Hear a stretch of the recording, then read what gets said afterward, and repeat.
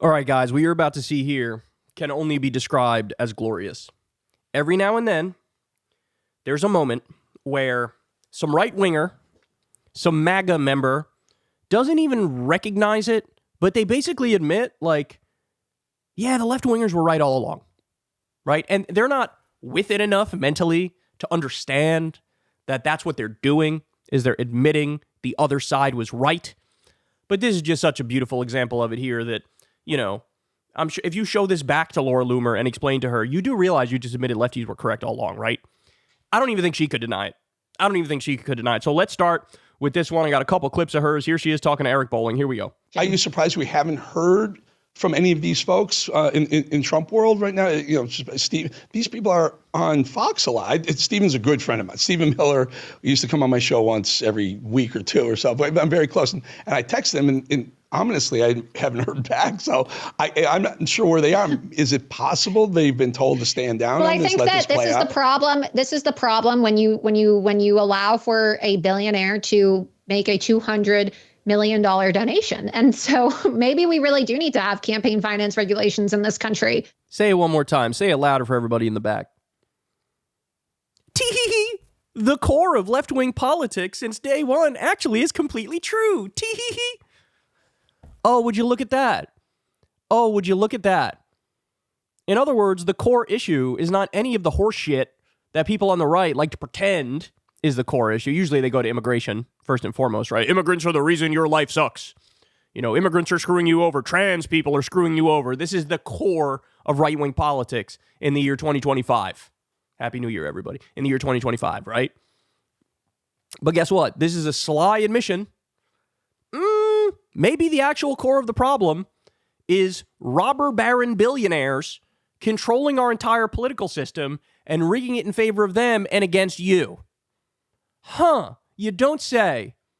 You don't say. Interesting, Laura. Is it possible they've been told to stand down? Well, I think that this is the problem. This is the problem when you allow for a billionaire to make a $200 million donation. And so maybe we really do need to have campaign finance regulations in this country. I mean, essentially what is happening, and I love President Trump. I'm not saying that President Trump is bought and paid for, but oh my God, I love it. Oh my God, laser it in my brain. Yes. I'm not saying Trump is a sellout. I'm not saying Trump is bought and paid for, but hit me with it one more. But hit me with that but one more time. That is the biggest but. I won't make any more jokes, but there are many I could make. Here we go. Let's keep going. It sounds like people are scared of crossing the king of the world, Elon Musk, the monarch, okay? Nobody wants to cross this guy, the richest man in the world who controls access to social media, the digital town square, and is now basically has everybody in a codependent, abusive relationship like they're a bunch of junkies, because he's been able to monetize the platform so that all the conservatives using his platform are essentially addicted. They're a bunch of addicts now, addicted to social media because their voices were silenced for so long. And it's like cutting a junkie off cold turkey. Okay, you're going to go crazy and you're going to have withdrawals. And he understands now that he's created this codependent junkie versus supplier relationship where if you question or if you try to criticize Elon Musk, you will be demonetized. Wow. Hey, by the way, Laura and everybody else on the right, where the hell were you when it was the night of the long knives for journalists who were critical of Elon when he bought the platform early on? Where were you to defend Ken Klippenstein when he got banned for sharing the J.D. Vance dossier, which is incredibly analogous to what happened under Jack when the Hunter Biden laptop story, when that was censored? Literally, completely and utterly 100% analogous. You have Ken Klippenstein release the J.D. Vance dossier. Elon drops the hammer on him. Fucking crickets on the right, or outright support for Elon Musk and what he did. How about when Elon banned the Elon Jet account, which was not doxing because it was all publicly available information. He banned that. And how about when he banned all the journalists who reported on the fight between the Elon Jet account and Elon himself? Where were you then? Where were you then? So when Elon's banning the people you guys don't like, www.shh.com, right? But when oh my God, look, now he's banning Groypers, the Nick Fuentes followers. And is he banning them because they're flat out pro-Nazi? No, they've always been pro-Nazi. That was fine. He would even signal boost some outright Nazi content on Twitter. The reason he banned him is because they disagreed with him on the H-1B visas. They crossed him. And Laura lost her verification check. Others on the right, critical of Elon, lost their verification check, lost their ability to monetize on X. Well, what do you know? Turns out the lefties were right all along. Turns out the lefties were correct all along, but we're not done yet. We got more Laura Loomer, more admissions that turns out the left is actually right about everything. And what we need to have a conversation about is what is it going to mean for the future of our country, our national security, and the incoming Trump administration if we have a bunch of technocrats who are also essentially welfare queens because their companies are receiving government subsidies and they want to take over our defense industry. I'm low-key convinced that a bunch of right-wingers on Twitter now, after seeing Elon burn everybody and burn the country, now they're like plagiarizing the stuff I say, right? Who was the first one to call Elon Musk a welfare queen? Who was the first one to call him an immigrant, welfare queen, robber baron, and call for his deportation? Who led that charge? I was doing it before it was cool. I was doing it before it was popular. I was doing it and screaming at an angry horde and mob that wanted to behead me for telling the truth. Now all the Johnny-come-latelys are like, you know what? Turns out this guy's a welfare queen. Oh, is he? Is he? If only there was somebody to point it out beforehand and tell you the truth a long time ago.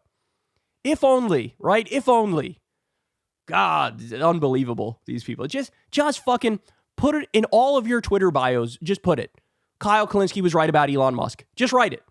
Just admit it. Just admit it. Welfare queens because their companies are receiving government subsidies and they want to take over our defense industry. If you have a bunch of tech bros with billions of dollars and direct unfettered access to the vice president and the president of the United States, and then they are also, very cordial with our adversaries, as in China and Iran. We see that Elon Musk is having these meetings off the books with Iranian officials, with Chinese officials. What does that mean for us and the future of our constitutional republic? Okay, hang on. What does that mean? What does that mean for us and the future of our country? By the way, there have been so many flaming red flags. Just remember when that Mark Andreessen douchebag went on Rogan's show? You know, Rogan, the everyman, the down-to-earth regular guy who brings on a billionaire to spew propaganda on a fucking every other weekly basis, right? He brings on this Mark Andreessen guy to lie about the Consumer Financial Protection Bureau. This guy says, it's Elizabeth Warren's personal agency that she gets control. No, it's not. She came up with the idea, but it's not her agency. The Consumer Financial Protection Bureau does exactly what it says in the name. This guy lied and said, oh, they debank people.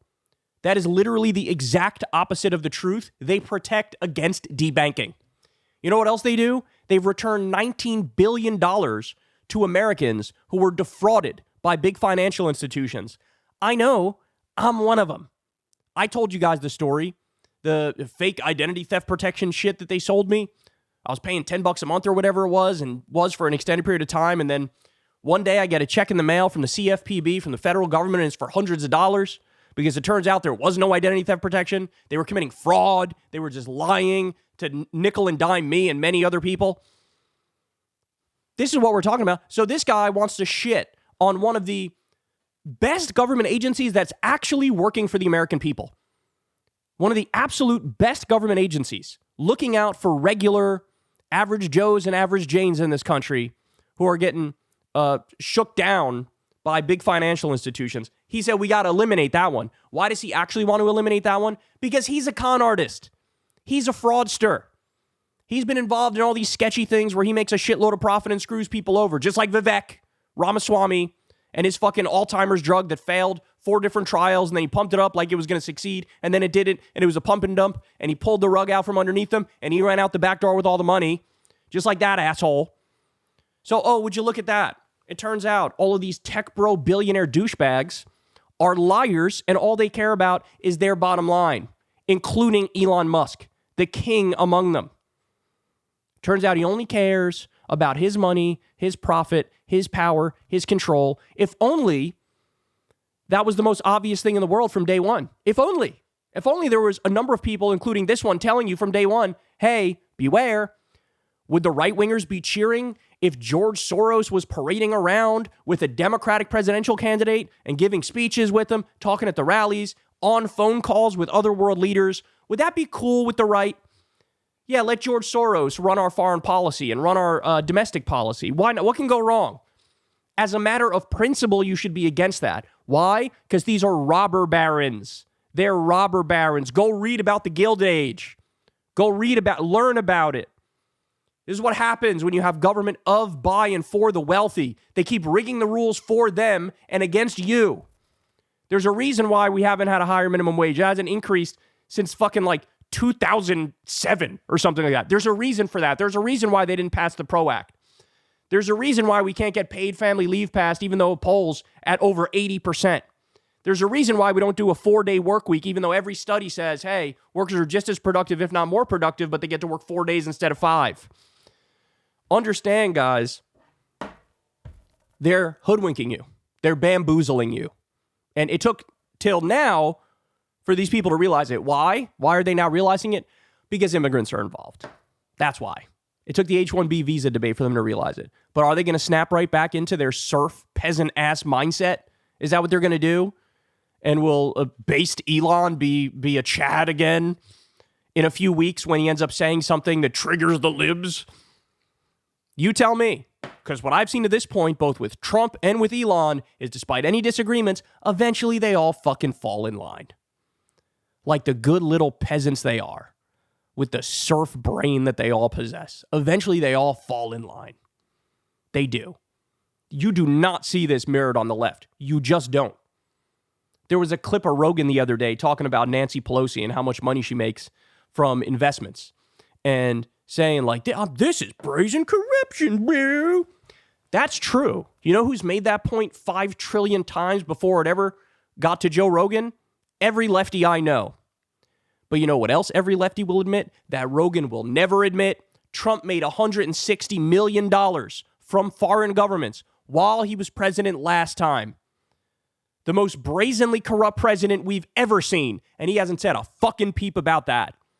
Because he's okay with corruption and okay with robber barons as long as they're MAGA, as long as they're Republicans. Then it doesn't count. Then there's all these reasons why it's actually okay and it's not what it very plainly is. Will they stand by it? We shall see, but I would not hold my breath. Hey y'all, do me a favor and like and subscribe. It helps out big time in the algorithm. Click the bell as well for notifications when videos drop, and watch that video on screen right now. You know you want to.